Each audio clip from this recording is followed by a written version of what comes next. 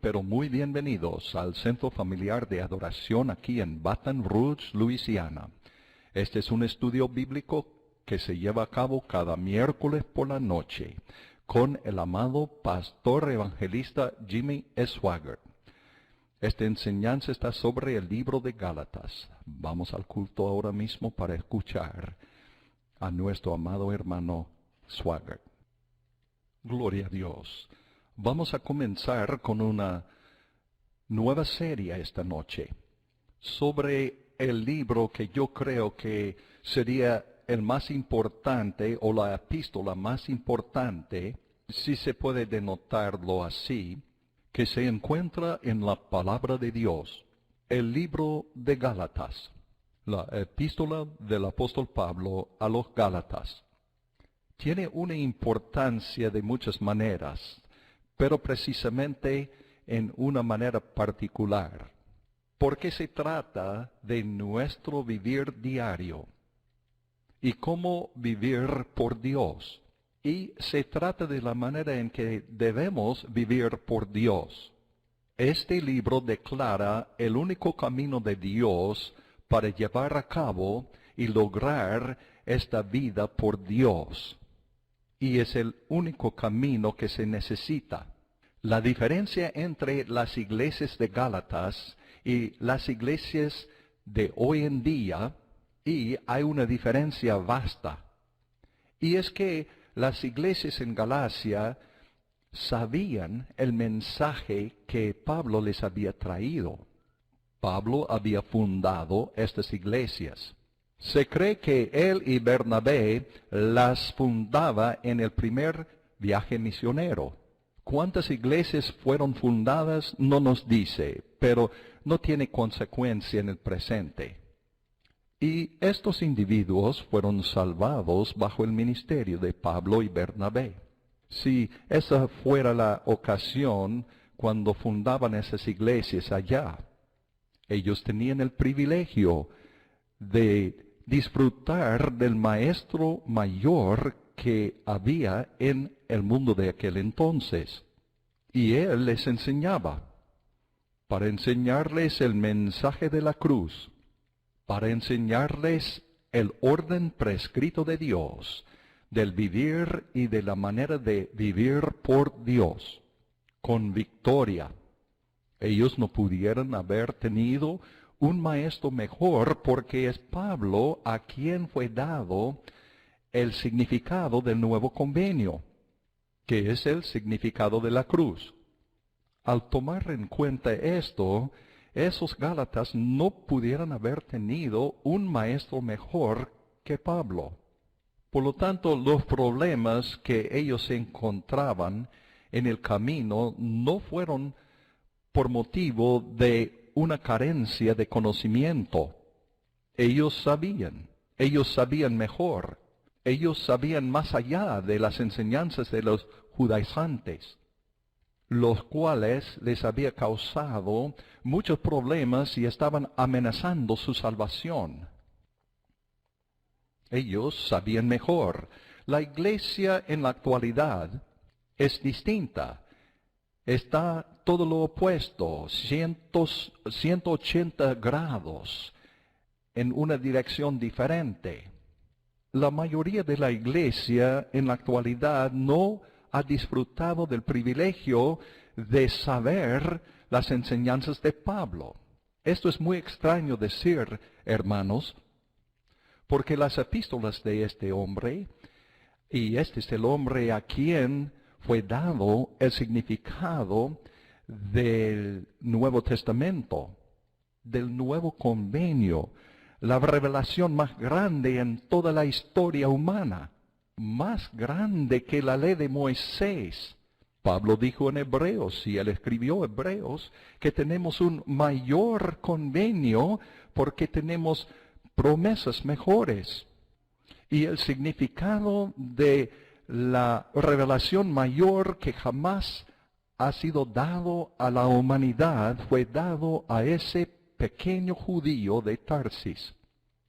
Y si quiera diseccionar este mensaje del nuevo, esta revelación del nuevo convenio, es también el significado de la cruz. La iglesia hoy en día solamente entiende la cruz en cuanto a la salvación que Cristo hacer y es verídica. Pero más allá de ella, más allá de ese concepto, la cruz de Jesús en relación con tu santificación, cómo vivimos por Dios, cómo enfrentamos los poderes de las tinieblas, cómo logramos victoria sobre el mundo, la carne y el diablo. Desgraciadamente y tristemente, la iglesia moderna no tiene conocimiento de esto, de esta tremenda verdad, como nos fue dado por Pablo. En realidad nos fue dado en los capítulos 6, 7 y 8 del gran libro a los Romanos. Pero Gálatas se trata de individuos que estaban abandonando ese gran mensaje de la cruz, y si ellos seguían en ese camino de error, iban a encontrarse con su propia destrucción. Estaremos estudiando, hermanos, esta tremenda epístola. Voy a pedir que me ayude mi hijo Donny. Donny, tenga la bondad de leer con el versículo, comenzando con el versículo 1 del capítulo 1 de Gálatas. Pablo, apóstol, no de los hombres ni por hombre, mas por Jesucristo y por Dios el Padre, que lo resucitó de los muertos. Nota, significa que Pablo no sometió la autoridad de su apostolado a los hombres, tampoco fue conferido sobre él por el hombre. A todos los hermanos que están conmigo, a las iglesias de Galacia, se refiere a todas en aquella región. Gracias sea a vosotros y paz de Dios el Padre, hecho posible por la cruz, y de nuestro Señor Jesucristo, quien lo hizo posible, el cual se dio a sí mismo por nuestros pecados, la cruz, para librarnos de este presente siglo malo, la cruz sola, poder liberar al cautivo, conforme a la voluntad de Dios y Padre nuestro, el estándar del proceso entero de la redención. Oremos, hermanos. Nuestro Padre Celestial, ayúdanos hoy. Danos iluminación del Espíritu mientras que estemos entregando esto que es tan importante. Y Padre nuestro, te ruego que unges a esta gente para que reciba la palabra de Dios. Y te rogamos todo en el nombre precioso de Jesucristo. Amén y amén. El significado, aquí Pablo está con mucho empeño intentando, pero permítame decir esto primero. Pablo era muy ferviente, muy celoso para estas iglesias, porque esta gente, ellos eran sus convertidos. ¿Cuánto tiempo Pablo quedó con ellos? Quizá no mucho tiempo. Y no sabemos cuánto tiempo él quedó con ellos después que el Evangelio les fue predicado, después de fundar la iglesia allí. Ahora, ellos no tenían edificios como nosotros aquí hoy en día, como ya saben. Mayormente, ellos adoraron en las casas de la gente, o aún en las cuevas, o lo que sea el caso, porque la Roma no permitió iglesias. Roma las ponía en una categoría con los judíos, el judaísmo. Por supuesto, los cristianos no tenían libertad para entrar en las sinagogas, para adorar, no en la época en que nosotros estamos refiriendo. Entonces Pablo era muy ferviente y celoso sobre esta gente porque él les amaba tiernamente y sinceramente. Como ya he dicho, cuánto tiempo él quedó allá enseñándoles y ayudándoles, no sabemos, no tenemos manera alguna de saber. Hay algunas evidencias que él regresó una segunda vez, pero de todos modos, una noticia le llegó que él consideró de tanta importancia, tanta seriedad, y quiero dar énfasis en esto. Y fue tan serio que el Espíritu Santo le hizo escribir para oponerlo. Y él escribió varias veces sobre la ley y la gracia. Y el conflicto entre los dos conceptos. Había un conflicto entre la ley y la gracia. Pero Dios le hizo a Pablo escribir más sobre este tema en Gálatas. Él había escuchado después de su salida de esa región y sin duda algunos pastores, y esos pastores le habían escuchado a Pablo predicar y ahora habían llegado a ser pastores de esas iglesias. No sabemos cuántas iglesias, pero eran pastores de esas iglesias. Pero yo quiero dar énfasis una vez más que ellos habían sido profundizados en la palabra y el evangelio de Jesucristo bajo el ministerio de ese hombre, bajo Pablo, que había recibido la revelación, este evangelio, directamente del Señor Jesucristo. Esos pastores no recibían el mensaje de segundos, sino directamente del mismo hombre con quien Dios le había impartido la revelación. Y Pablo había recibido esa revelación directamente del Señor Jesucristo. Por lo tanto, ellos disfrutaban de la enseñanza mejor y mayor, y el maestro mejor, el maestro mayor que había en aquel entonces sobre la faz de la tierra.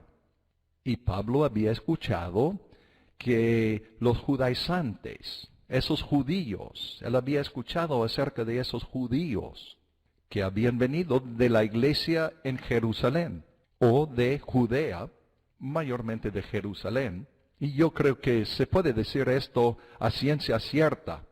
Hombres que habían aceptado a Cristo, pero todavía estaban insistiendo que se debe guardar la ley, insistiendo aún que los bebés varones sean circuncidados a los 8 días de nacimiento, insistiendo que todos los niños y los mayores, los hombres, entraran en este rito judaico para participar en la ley judaica, un símbolo en la carne del convenio que Dios tenía con Israel, más que ellos guardaran el sábado.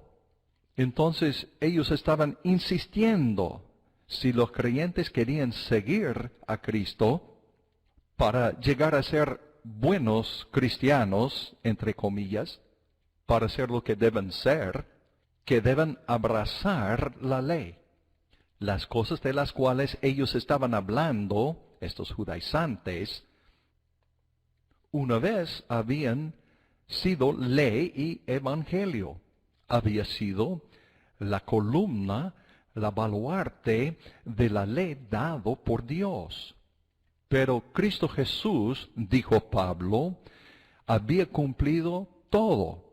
No había nada más de la ley, dijo Pablo, en el sentido en el cual estoy refiriéndome. Él dijo que los días de las fiestas ya fueron cumplidos. La circuncisión, el guardar el sábado, todo cumplido en Cristo. Todas esas cosas señalaron a Cristo.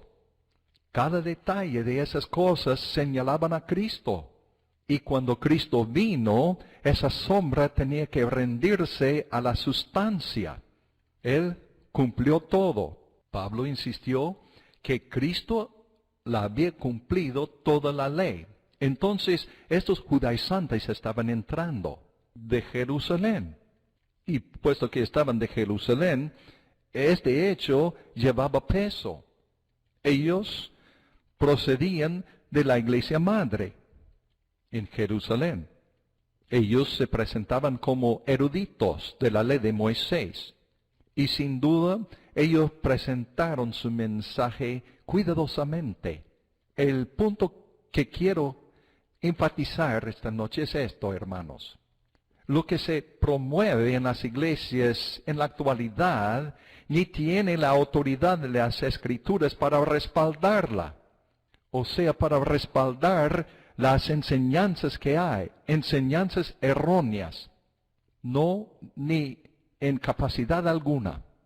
Pero algunas cuantas enseñanzas sí tiene un poco de esa enseñanza de la Biblia.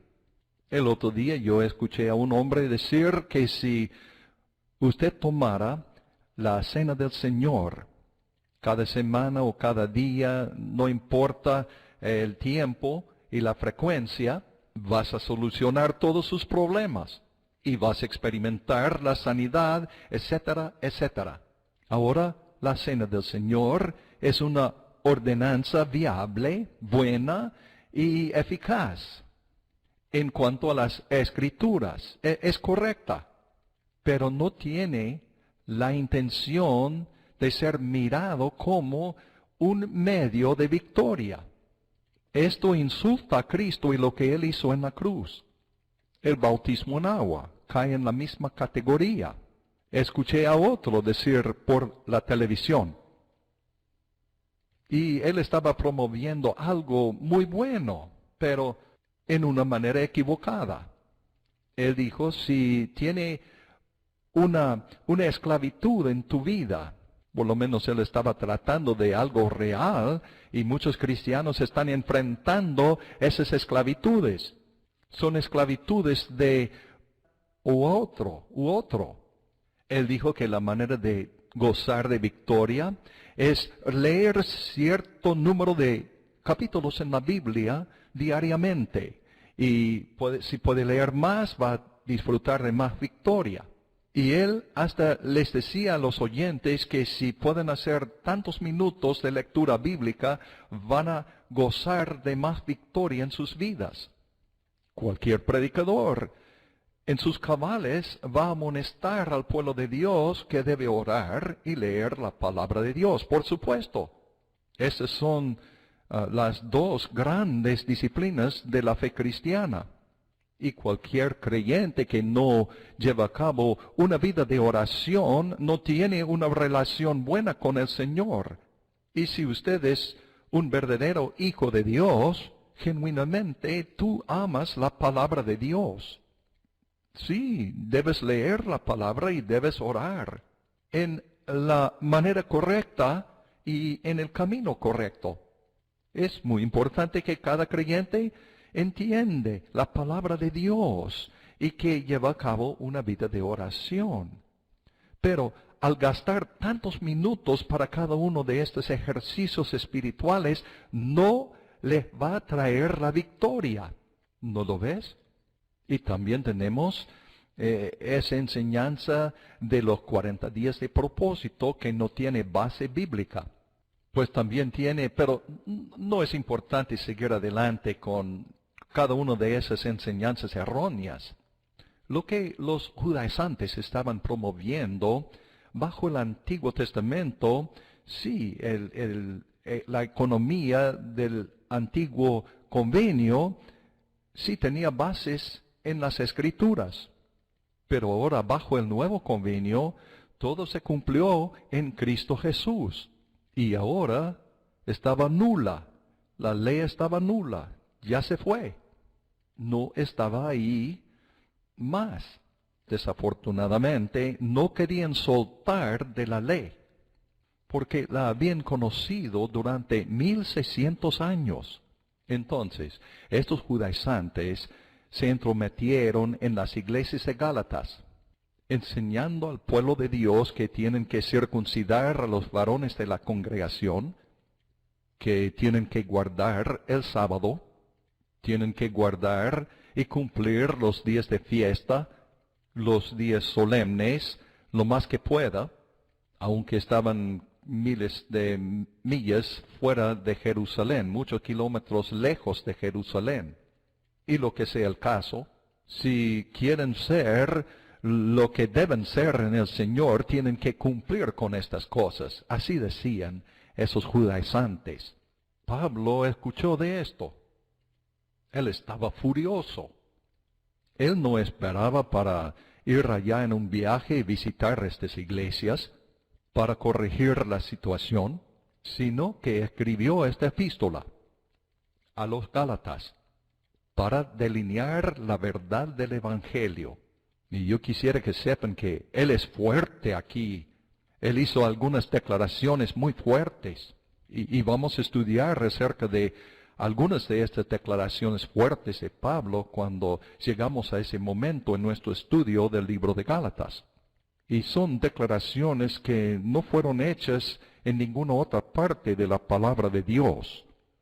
Por ejemplo, él dijo, si nosotros o cualquier otro ministro o un ángel del cielo os anunciare otro evangelio del que os hemos anunciado, sea anatema, que sea maldecido. Así dijo Pablo. De esta epístola esperamos que podemos aprender, hermanos, cuán importante es el mensaje del nuevo convenio y que aprendamos cuán malo es y peligroso es adjuntar otra cosa o enseñar otra cosa además de la cruz de Cristo Jesús. A esa obra terminada de Cristo Jesús sería un error solamente hablar así, porque ¿cómo puede adjuntar algo a una obra terminada que está completa? Y yo espero que aprendamos estas cosas, hermanos. Él comienza su epístola por medio de decir Pablo, apóstol. Vamos a detenernos allá un momento. Pablo, apóstol. Por supuesto, en nuestras mentes hoy, Pablo, y no quiero quitar del valor de esos otros 12 apóstoles que estaban sirviendo al Señor Jesucristo, mucho menos de Pedro, era un gran varón de Dios. Pero nosotros pensamos en Pablo como el príncipe de los apóstoles. Pero en su época, la gente no pensaba de Pablo de esta manera. Constantemente, esos judaizantes estaban poniendo en duda su apostolado. Yo quiero decir que fue puesto en duda todo el tiempo. ¿Es usted de veras un apóstol? Y él tenía que defender su apostolado constantemente. Por eso lo presencia como él tenía que hacer algunas declaraciones en cuanto a su apostolado repetidas veces. Pablo, apóstol, porque estaba en duda. Muchos decían acerca de Pablo, ¿usted nunca vio a Cristo? Excepto en una visión que tú afirmas que has tenido. Y si Dios iba a entregar esta gran revelación a alguien, sería alguien como Pedro o al amado Juan. ¿A usted que perseguía la iglesia tan terriblemente y se creía que habían muchos cristianos y muchos cristianos fueron echados en la cárcel de ese modo y murieron ahí a causa de Pablo o Saulo en ese entonces? Y tú nos dices que Dios te ha dado esta revelación. ¿Por qué no dio la revelación a Simón Pedro? ¿Por qué no lo dio a Juan el amado? ¿Por qué lo daría a usted? Esta es una de las dudas prominentes en la iglesia, porque la iglesia siempre ha puesto en tela de juicio el escogimiento de Dios, la selección de Dios. Quiero repetirlo. La iglesia mayormente no está satisfecho con la selección de Dios. Si los hombres no seleccionan y escogen, rara vez ponen su sello de aprobación sobre el que Dios ha seleccionado y escogido. Por lo tanto, no es algo nuevo. Quiero decirlo otra vez, hermanos. Yo creo que es muy importante. Este problema ha existido desde día número 1. Desde el primer día. Ha plagado la iglesia desde el comienzo mismo. Si el hombre religioso no puede escoger, entonces rara vez ese hombre religioso va a reconocer lo que Dios ha escogido. Hay una multitud de motivos por eso. El problema existió en aquel entonces y el mismo problema existe ahora. Si el hombre no lo hace, entonces el hombre dice, no lo queremos. Y aquí Pablo dijo, Pablo apóstol, no de los hombres, ni por hombre, mas por Jesucristo y por Dios el Padre. Y vamos a hacerlo al revés ahora esta declaración. Si Pablo hubiera dicho que Pedro y yo hemos colaborado en esto, o Juan y yo hemos colaborado con este concepto, o quizá Pedro y Juan y yo hemos colaborado en esto, entonces sería aceptable para la iglesia. Pero cuando él afirma, yo soy un apóstol, y lo que he recibido vino directamente de Jesucristo y Dios el Padre, y no lo he recibido de hombre alguno, él arrancó con esta epístola por medio de hacer que la iglesia se airaba contra él, por medio de meter un dedo en su ojo. Ajá. ¿Qué es un apóstol? Hay dos oficios que Dios ha utilizado desde el comienzo. Y la formación de la nación de Israel, Dios comenzó, pero primero, permíteme decir cuáles son estas dos oficinas o dos oficios. Los profetas y los apóstoles. No habían apóstoles en el Antiguo Testamento. Ese oficio comenzó con Cristo. Regresando al Antiguo Testamento, habían profetas antes de establecer el oficio del profeta. El oficio de profeta se arrancó cuando la nación de Israel comenzó a funcionar como una nación. Y Samuel era el último juez de Israel y el primer profeta. Y como he dicho, habían profetas antes de Samuel. Moisés era un profeta. Enoc era un profeta. Y podría seguir así, nombrando otros, llamándoles por nombre. Pero Samuel era el primero de pararse en esta oficina, este oficio de profeta, porque la nación recién estaba formándose en una nación. Y a través de toda la historia de Israel, Dios usaba profetas para exhortar a la nación que camine rectamente. Habían docenas y docenas de profetas, pero la mayoría de ellos eran falsos profetas, como Donnie lo predicó el domingo pasado por la noche. Siempre había muy pocos profetas genuinos durante la época más crucial de Judá, cuando Nabucodonosor estaba soplando en la nuca de esta gente.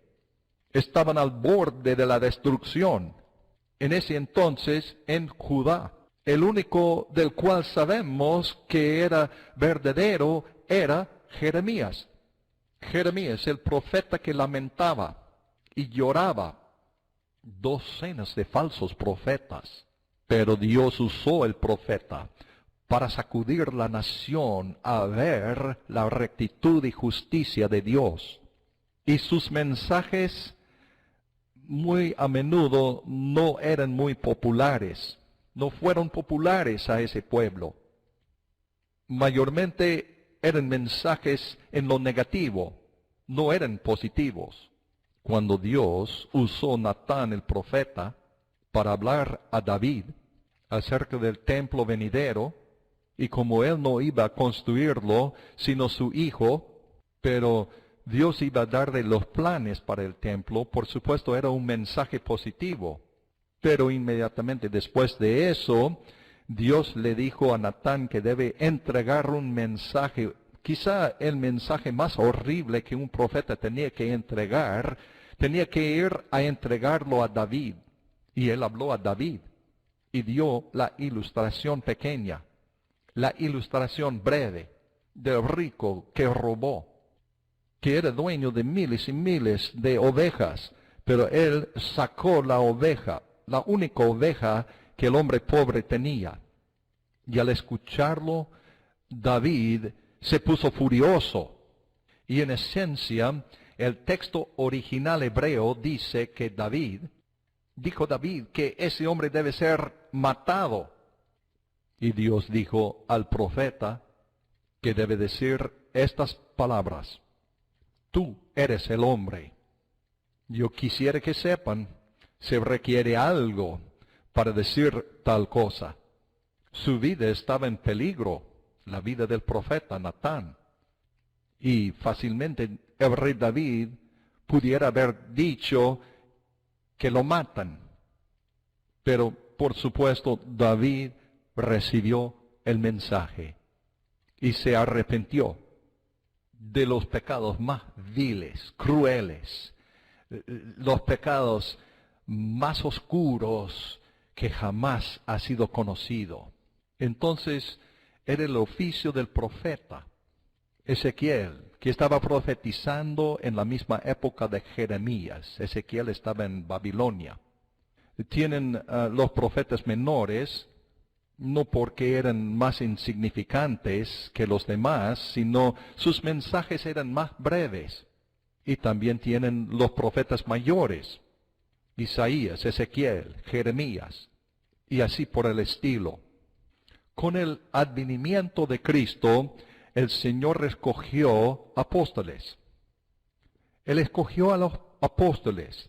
Y también el oficio del profeta todavía funciona de la misma manera, idéntico como el Antiguo Testamento, pero con una excepción. En ese entonces, en el Antiguo Testamento, Él usó ese oficio para guiar la nación de Israel, para guiar al pueblo, para entregar las palabras de justicia. Ellos eran predicadores de la justicia más que cualquier otra cosa. Jesús dijo de Juan el Bautista que era el hombre mayor que jamás ha nacido de mujer. Y Juan el Bautista nunca prognosticó ni había predicho nada. O quizá solamente una cosa,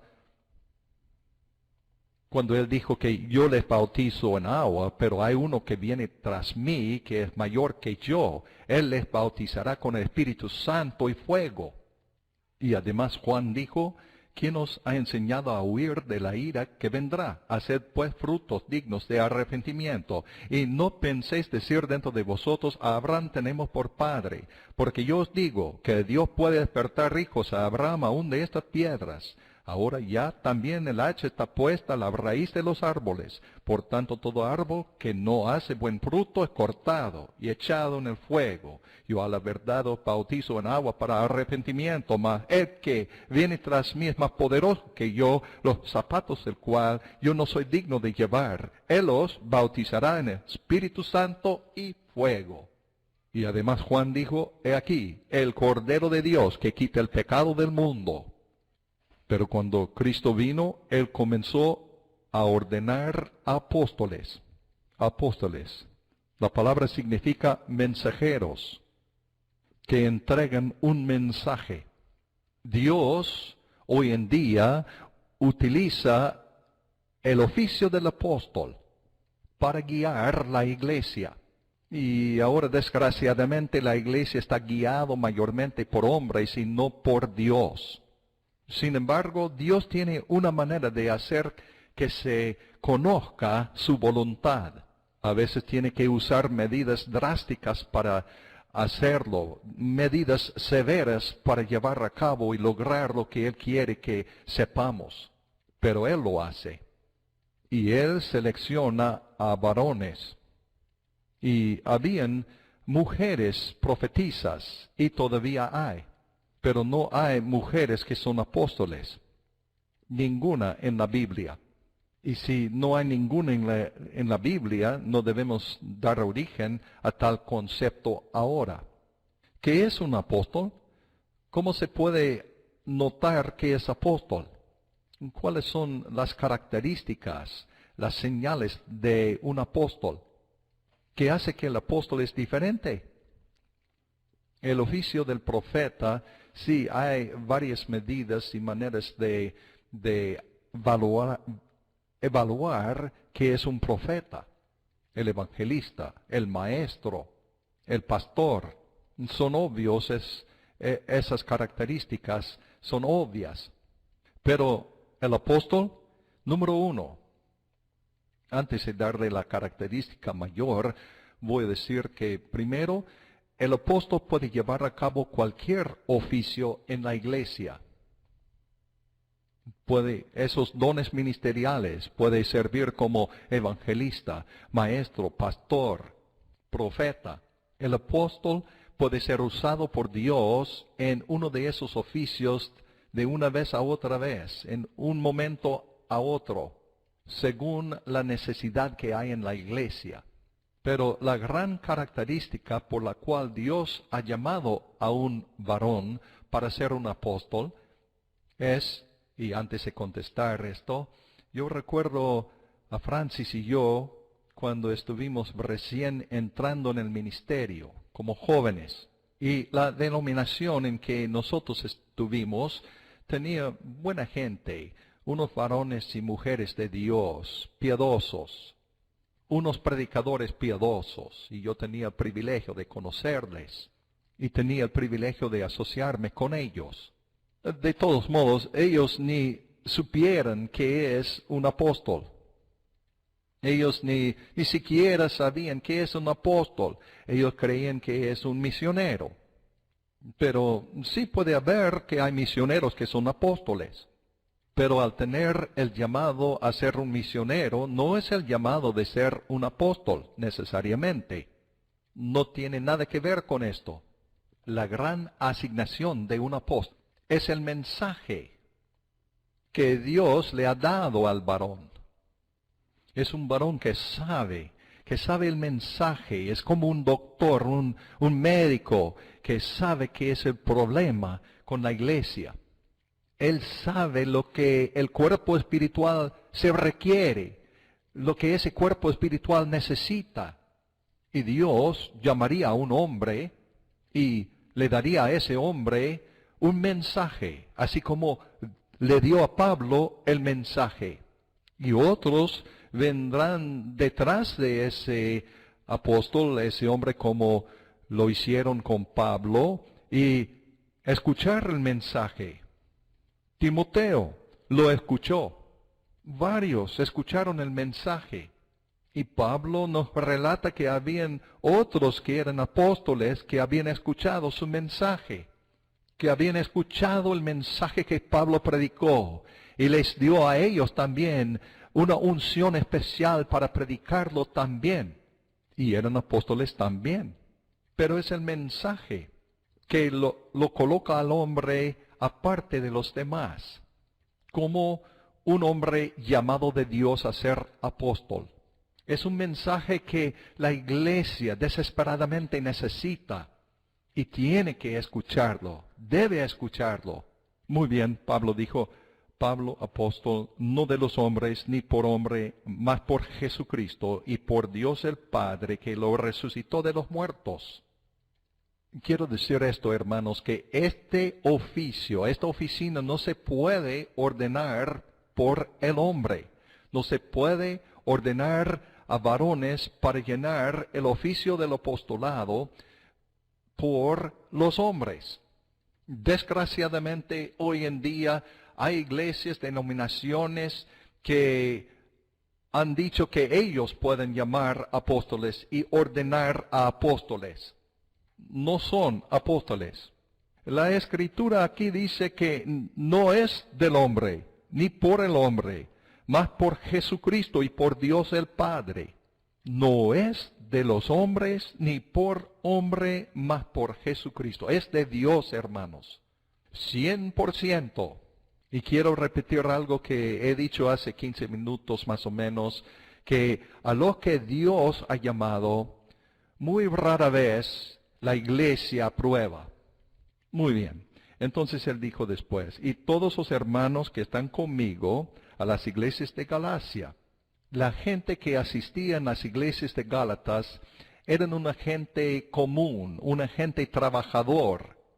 Gálatas se ubicaba en lo que nos referimos ahora como Turquía. Se llama en ese entonces Asia Menor, en la Turquía moderna. Eran gente como la gente que se ve que tienen una camioneta, tienen camiseta, tienen cigarrillos, tienen un rifle allá en la ventana atrás. Y era ese tipo de gente. ¿Me entienden? eran gente así. Ese es el tipo de individuo. Esos individuos eran así. Eran una gente áspera, una gente que tomaba mucho. Eran idólatras y peleaban mucho. Y eran ese tipo de individuo. Y en medio de ellos, Pablo entró y predicó el Evangelio de Jesucristo y el crucificado y fundaba la iglesia, o las iglesias de Galacia. Y muchos de ellos fueron llevados a Cristo y formaban las iglesias de Gálatas. Y esa gente fue cambiado por el poder de Jesucristo. Y fueron salvados maravillosamente y grandemente, enormemente experimentaron la gracia de Dios. Yo quiero decirles algo, hermanos. Ya ustedes saben esto, pero quiero mencionarlo. La única cosa que puede cambiar las situaciones es el Evangelio de Jesucristo. Yo quiero decir que solamente por medio del Evangelio pueden los hogares quebrantados y rotos pueden ser repuestos, sanados y otra vez formar familias sanas. Solo por el Evangelio de Jesucristo. Esta nación ahorita está enfrentando una situación en la economía. Está enfrentando también un problema espiritual, un problema social. Está burlándose de Dios. Esta nación sí está mofando de Dios en más maneras que una.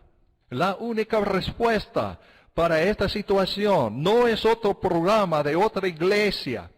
La respuesta es solamente avivamiento del Espíritu Santo en las iglesias, un avivamiento caliente del Espíritu Santo, un avivamiento ferviente. Gloria a Dios, gloria a Dios, avivamiento. Esta misma tarde yo estaba escuchando, sintonizando durante la hora que se toca para los programas de Donnie. Juan Santiago pasaría a otro de los ministros que predican durante esta misma hora por la tarde. Y yo sintonizaba al mensaje del hermano Steele, el primero que él predicó en esta iglesia. A muchos de ustedes no lo recuerdan. No lo recuerdan. Él ya está con el Señor. Era un hombre piadoso, un hermano piadoso. Y yo no podía contenerme. Yo estaba adorando al Señor con lágrimas en mis ojos y la presencia de Dios sobre mí. Y estaba relatando cómo Él se salvó. Yo conocía a su familia. Eran los individuos más ásperos, más profanos, más borrachos que jamás he conocido. Eran un desastre. Yo quiero decir, eso es lo que ellos eran. Su hermano era el matón de la ciudad, el matón del pueblo. Yo recuerdo un día, cuando era más joven, cuando el hermano del hermano Steele se saltó sobre a otro joven.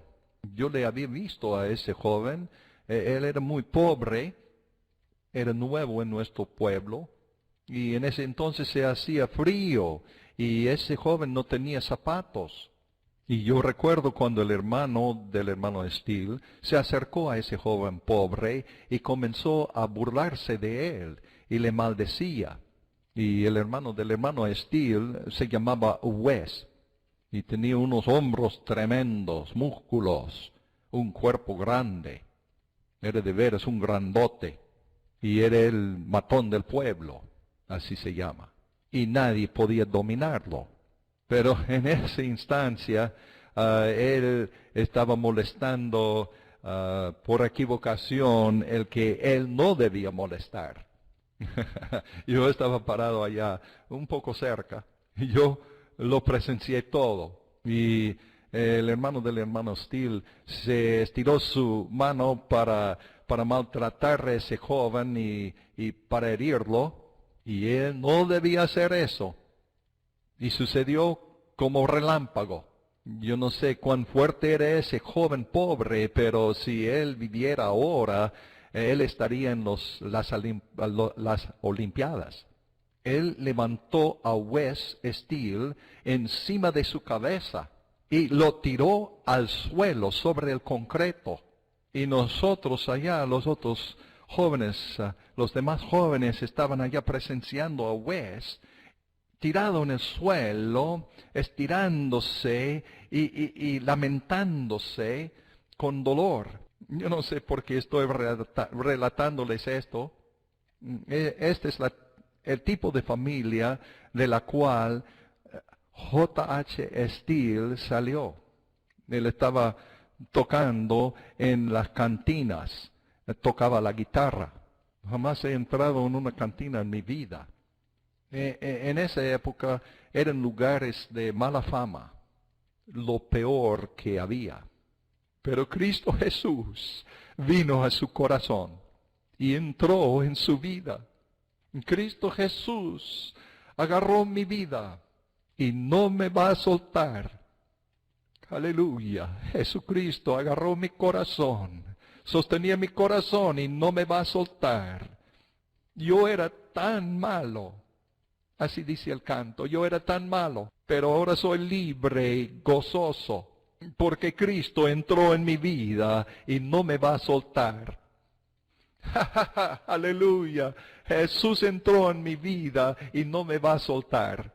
Cristo entró en mi corazón y me salvó de la planta de mis pies hasta la corona de mi cabeza. No son las palabras, hermanos, pero valen. Y el canto sigue diciendo, yo estaba tan triste, pero Cristo entró en mi vida y no me va a soltar. Y el hermano Steele estaba predicando en esta plataforma y nos dijo cómo él se salvó. Y después su padre fundó varias iglesias y él compró una nueva guitarra. Y él había salido de la iglesia de Cristo. Y en la iglesia de Cristo, esa denominación, usted no dice nada. Mucho menos gritar. Si usted hubiera alabado al Señor o hubiera dicho aleluya, ellos le hubieran echado de la iglesia. Pero Cristo cambió su vida de alcohol, del juego, de lo profano y del pecado, de toda la inmundicia en que usted puede pensar. Dios le libró. Y cuando ese joven se entregó al Señor, la madre de Mickey Gilley, se llama Brini, alzó sus manos y comenzó a alabar al Señor. Cuando el Espíritu de Dios comenzó a mover, y él dijo en su mensaje, jamás en mi vida había alabado al Señor. Yo era salvo, pero yo no sabía qué es alabar al Señor. Y él estaba relatando esto, como él estaba alabando al Señor. Y mi tía Brine estaba alabando al Señor en la iglesia. El Espíritu de Dios estaba moviendo. Pero yo digo, esto es lo que la iglesia necesita. El poder de Dios, la presencia de Dios, la unción del Espíritu Santo, un toque del cielo. Gloria a Dios. La iglesia necesita avivamiento, un mover del Espíritu Santo. No necesitamos más de los programas de la iglesia, necesitamos el Espíritu de Dios, un mover del Espíritu de Dios. Necesitamos, hermanos, un derramamiento del Espíritu Santo. Había un sonido del cielo como un viento recio y llenó toda la casa donde ellos estaban sentados. Gloria a Dios. Y comenzaron a hablar nuevas lenguas, y lenguas de fuego asentaron sobre ellos. Gloria a Dios. Aleluya. No hay, hermanos, una vida que Cristo no puede cambiar. Si Él puede hacerlo, no hay un corazón quebrantado que Él no puede sanar. Gloria a Dios. Aleluya. No hay esclavitud que Él no puede romper. No hay cadena suficientemente fuerte que Él no puede quitar. Gloria a Dios, gloria a Dios. Él puede librar al cautivo del alcohol. Sí, Él puede librar a cada uno de los cautivos. Él puede librar de las drogas, del juego, de la obstinación, de la dureza, de todo lo vil que el infierno puede levantar contra el hombre. Él te puede librar.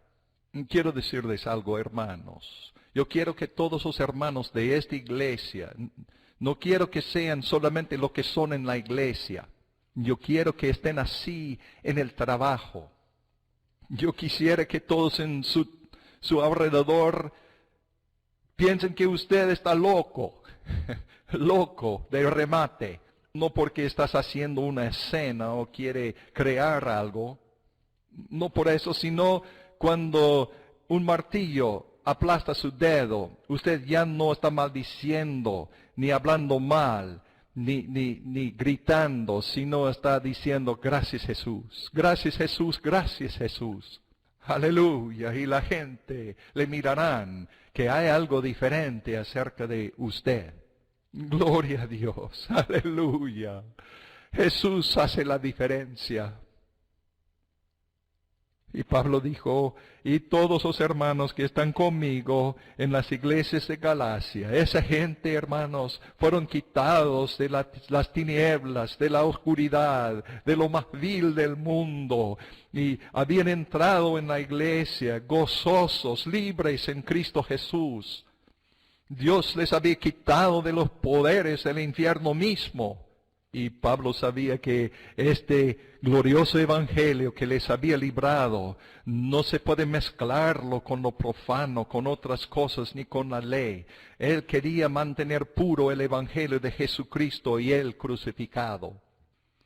Y si todas estas cosas iban a entrar y corromper el evangelio, entonces les iba a hacer daño y destrucción en sus vidas. Les llevaría a una vida de derrota. Pero Pablo estaba ya predicando y quería guardar la pureza del evangelio de Jesucristo.